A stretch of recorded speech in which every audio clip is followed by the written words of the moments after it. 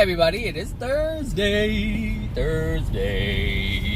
Okay, so today I want to talk about how to get a handle on other people's chaos. Like, how do you handle that?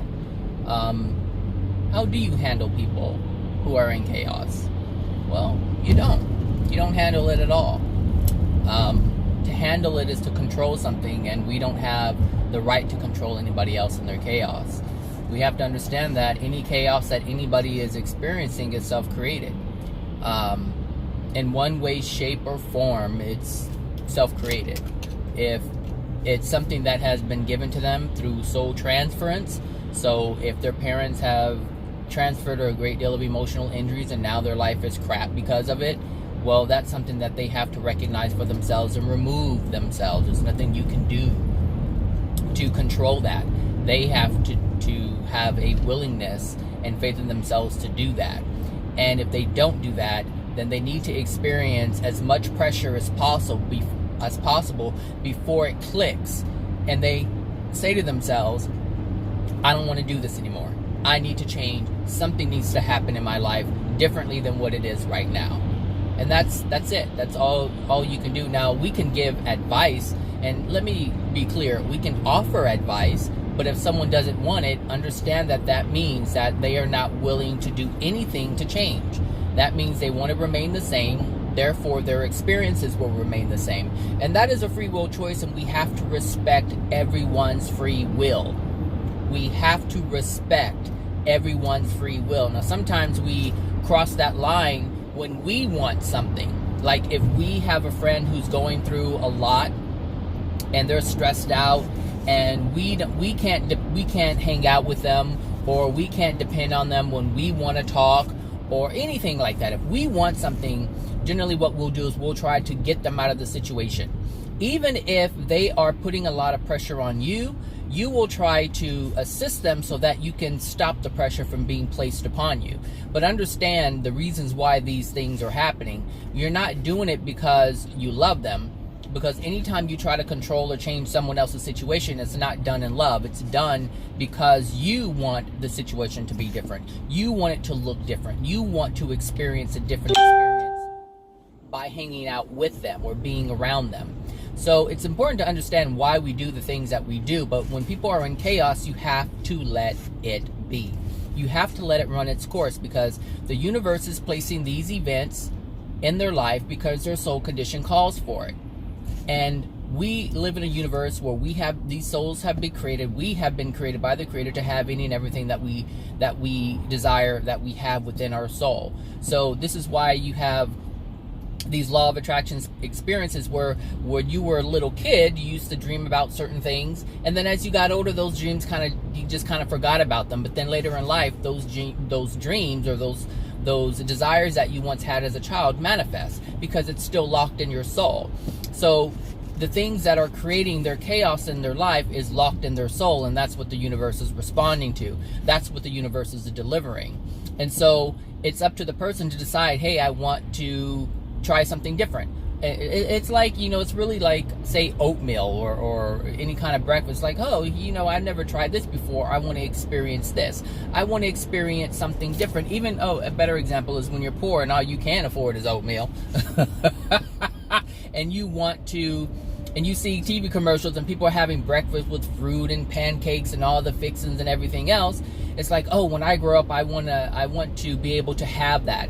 And so you grow up, you work hard, and you change your life, and you do things differently than your parents did so that you can have the things that you want. And that's all that life is experiencing something different, having a desire to change your experience. So instead of having oatmeal every day for 10 years, what you do is you have a different experience, but you move towards that different experience. You say, hey, I don't want to experience this anymore. I have control over my life. Now I want to experience X, Y, and Z instead. People who haven't traveled, who are basically city bound, and so they haven't explored states or other countries. When they get older, they had a desire to see different places in the world, and so what they do is they say, hey, I'm going to travel. And so they make it a point to travel to different places. It's all about experiencing different things. And so People who have a lot of chaos in their life must continue to experience the chaos until they're tired of it. Just like a woman being beaten by her spouse or boyfriend or whatever, father, mother, it doesn't matter who it is. When that person is tired of it and ready for a change, that person will leave. That person will make change happen. But it's not until they're ready.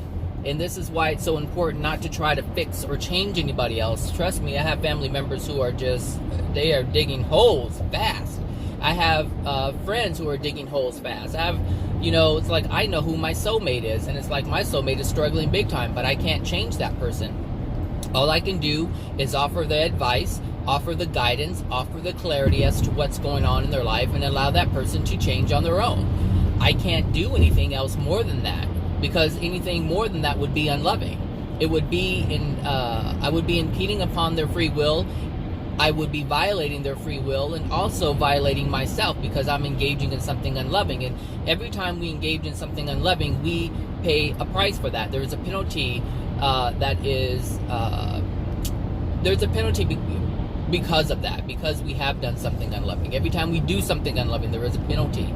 So we have to be aware of these things in terms of fixing other people. I had to step back. I used to do this weird thing, like when I'm driving, and a lot of people, in the city are on their phones, and so they're at a red light, and my lane may be moving, but the lane next to me is stuck because this person's on their phone. So a lot of times I would honk my horn and, to alert them so they would stop holding everybody else back. But what I had to understand is I wasn't the one being held back. They were. And that was their law of attraction. And I was interrupting their law of attraction. Do you understand? So I had to learn how to step back. There's people at work I used to, I guess you can say, cover for. Like, I would see a lot of mistakes. And I was like, okay, I would just fix them and fix them and fix them. I wouldn't say anything. They didn't know they made the mistakes, but I had to stop doing that. I had to say, hey, look, you made this mistake. Hey, look, you made that mistake. Hey, look, you made that mistake. Hey, this is going on over here. Hey, did you notice this? I had to start doing that and allow those people to correct it. I had to allow the person to become aware of the mistakes that they were making, because I wasn't helping them by fixing it. They were completely unaware that they were making these mistakes, and so they were working in producing substandard work, I should say. It wasn't even up to par. And so this is what I've learned, and so I take a step back a great deal when I'm dealing with people, even on Facebook. I wait until someone approaches me and asks me questions or for guidance or clarity before I go ahead and insert myself. So, everyone wants to post their problems on Facebook. So I used to see these problems, and especially like on that Red Table Talk thing that I had subscribed to on Facebook, that Jada Pinkett stuff. I would, see their posts pop up, and I'm like, okay, I would chime in. I was like, I need to stop this. I need to stop, because though I may have the answers, I have to understand that I have the answers for myself. These answers that I have, the clarity that I have, the knowledge that I have, the knowing that I have, the understanding that I have, the compassion that I have, the love that I have, the truth that I have made it a point to obtain all of these things. I did that. And so I get to benefit from that. But other people can't benefit from it if they don't want to hold it. And so this is why you can give advice, you can give clarity, you can give guidance, you can give all these different things on how to move in a different direction. But if they don't want to hold it, if they have their hand completely open, it's like pouring water into someone's hand and their hand is wide open. It just flows through the fingers. But if someone cups it with intent, they hold on to it and they utilize it, they absorb it, they drink it. They're like, hey, I got it. Thank you so much. I understand. Now I know what to do. Now I understand why my life has been like this. And now I understand what I need to do in order to change it. And usually you'll get a thank you, or you'll see their life transform and they're forever grateful. And that's it. That's how you do it. So how to handle people in chaos? You don't. You don't control anything. We don't have that power. We have that power to make it seem like as if we do, but we really don't. So we do create an illusion. Sometimes we feel like we're helping when we're really not. We're really actually helping harm the person because we're not giving them what they need to change. All right, everybody, my 10 minutes is up. So you guys have a wonderful Thursday, and I'll talk to you guys later. All right, bye now.